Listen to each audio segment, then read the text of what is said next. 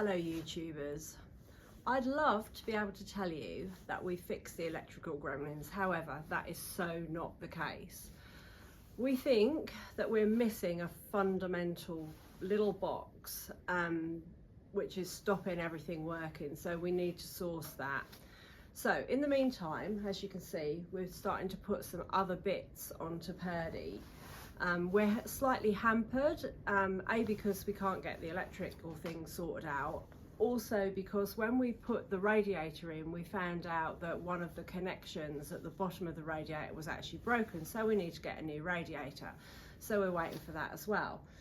I'm going to share with you though a really small win that I've had so far.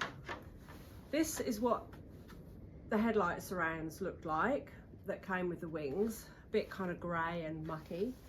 I bought a product on Amazon. It was only about €7. Look, it's all black and shiny. Well, not that shiny, we don't want it to be shiny, but it's good, isn't it? So that's a positive. We're pleased about that. We now need to carry on and get some other stuff done. I thought I'd just show you this product in action. So this is it, Black Extreme from Amazon, plastic and rubber intensive reconditioner. Right, so all you do, spray a little bit onto the microfiber cloth and literally just rub it over. And don't ask me how this works, it's some kind of alchemy, but you can already see the difference between that bit that I've rubbed and this bit. Good, isn't it? I really don't want to dwell too much on the wiring thing this week because it's just frustrating and irritating. But suffice to say that we're waiting for this part, as I've already mentioned, and in the meantime we're just kind of ignoring the wiring and getting on with other things. Otherwise, we're going to spend a whole week trying to worry about a problem that we know we can't solve easily without the little box. So it will be here on Thursday. Don't worry, this isn't some kind of new shisha pipe. This is part of the fuel filler assembly, the pipe that goes from the fuel filler cap into the tank. And we didn't fit that before because safety devices needed to lift the body off, and obviously that would have been in the way. So what we need to do now is actually heat this pipe up just to make it more malleable so that it goes over the rigid plastic pipe before we try and fit everything in place.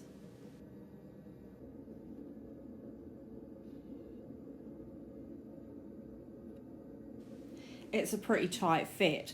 So once again, our old friend the Vaseline comes into play just to make everything a little bit more slippy slidey, and hopefully it will go in a lot easier. That's the plan anyway.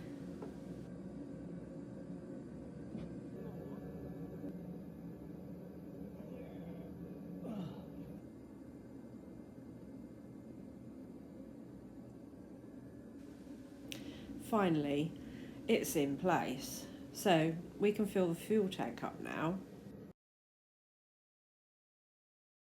Chris is making up a little subloom because for Purdy to be French registered, we have to swap over the fog light and the reverse light.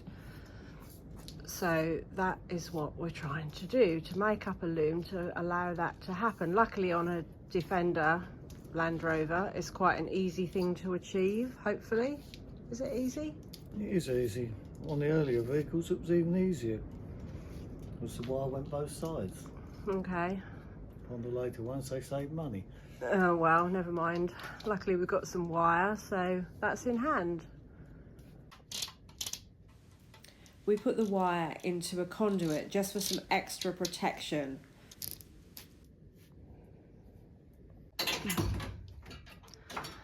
We've got to thread this wire through the chassis. So Chris is using some, I don't know what you call them, rods, I guess. Yeah. That hopefully are going to come through somewhere. I can hear it hitting the side, but I can't see it. This is the rod that's come through, so what we're going to do now is attach the wire to the other end and pull it through. And there it is. So I've just been up to the local metal place to order some aluminium to make the top for Purdy's seat box, so that we can get on a little bit in that respect while we're waiting for these electrical bits to turn up. And on the way home, I thought I'd come home down the forest track just because it's more fun.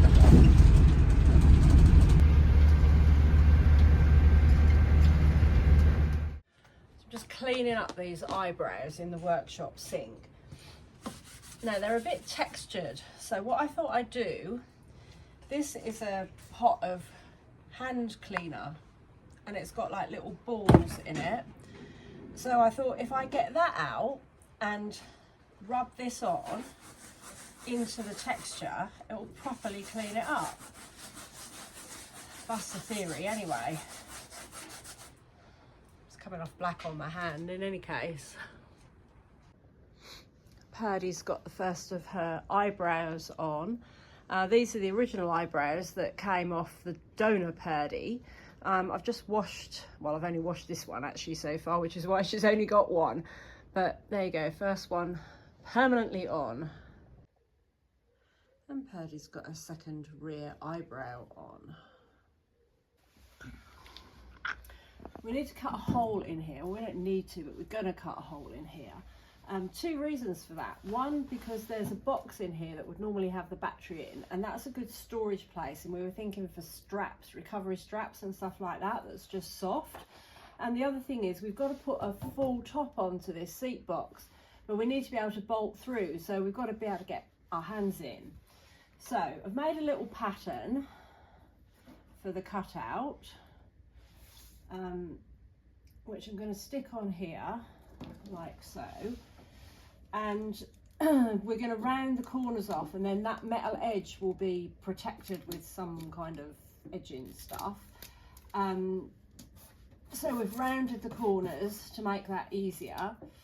So the first thing that's going to happen is Chris is going to drill the pilot holes through where I've marked them to get these rounds on a circular cutter, and then we'll cut the hole out.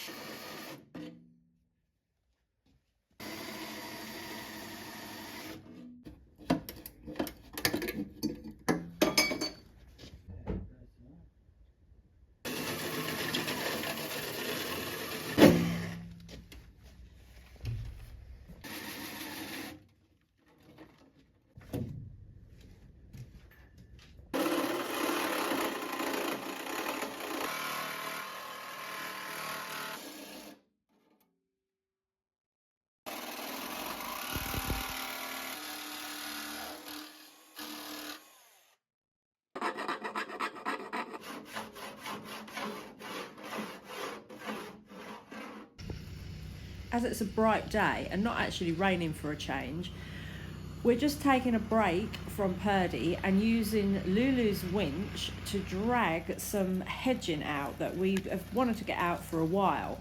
As you can see, the ground is so waterlogged and this scrubby hedging was just ugly. So Lulu's doing a sterling job dragging that out, just giving us a little break. It's also quite satisfying destroying things, isn't it? Well, I think so anyway. While we're waiting for electrical parts and lights and a radiator and all sorts of things to turn up, we're going to fit this steering damper that's come from our lovely partners at Eurospare, as you can see. That's it on the ground, and that's going to go underneath here.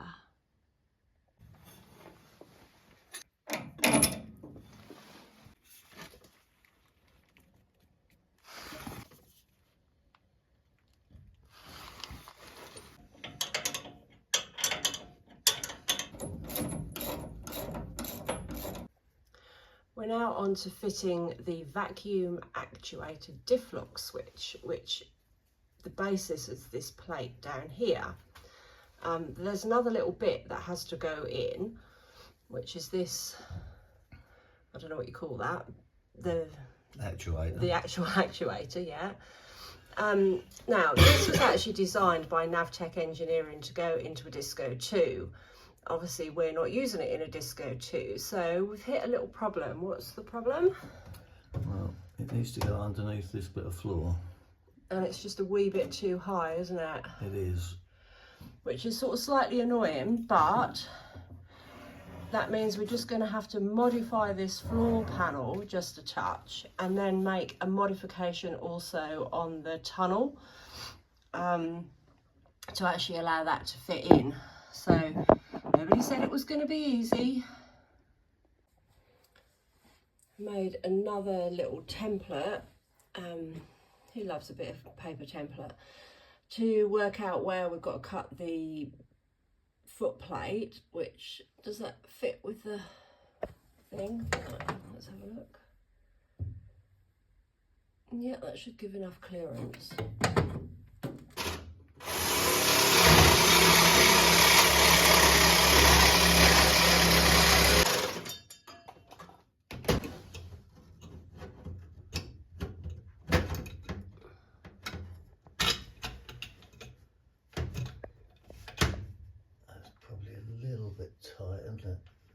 Just a touch.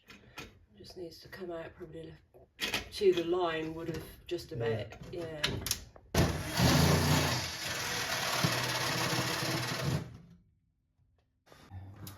This operation is made slightly more difficult than it probably needs to be, because we can't take that foot plate out because it's got the roll cage foot bolted through it.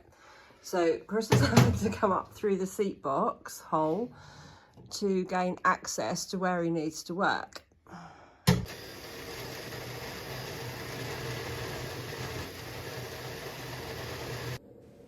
And that's another thing fitted in place. Next, we need to fit in this dash support panel. You'll remember that we went and got this from Emmanuel. This was the part that came out of our old V890 Clarissa. And now that needs fixing in place, which requires a bit of drilling for some new fixing holes and bolting up to make sure that that's secure. So we've got another thing that we're going to add to the items you never thought you'd see on a Land Rover build. So this is a bit of hose that's come off a vacuum cleaner that's died a long time ago. Now we need a piece of hose to attach to these, which are the demister vents, and we've been out today looking for some, couldn't find any, and this is perfect. Well, ish. Yeah, ish. When you can get it in, but it is actually the right size. We did have it in there earlier. So there you go. An unexpected use for a piece of vacuum hose, vacuum cleaner hose, pipe, whatever thing.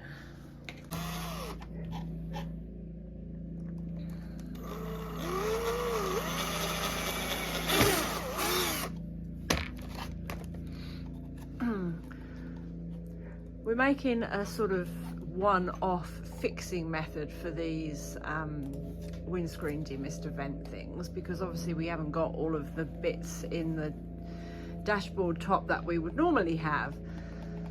So Chris has cut some bits of aluminium that we're bolting through these vents like this, and then the other side is going to be bolted onto the top of the bulkhead to hold it in place.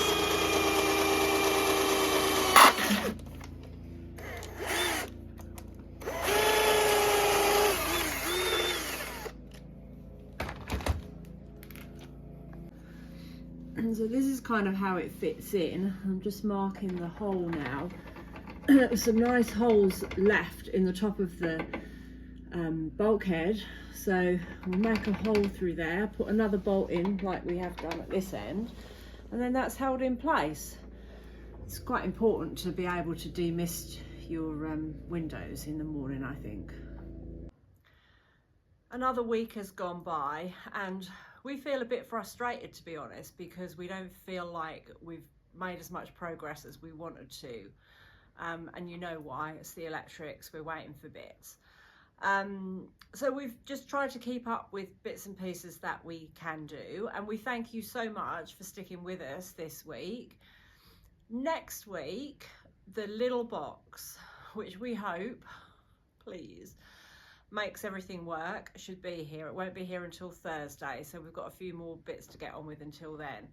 I don't know when the rest of the deliveries are going to turn up.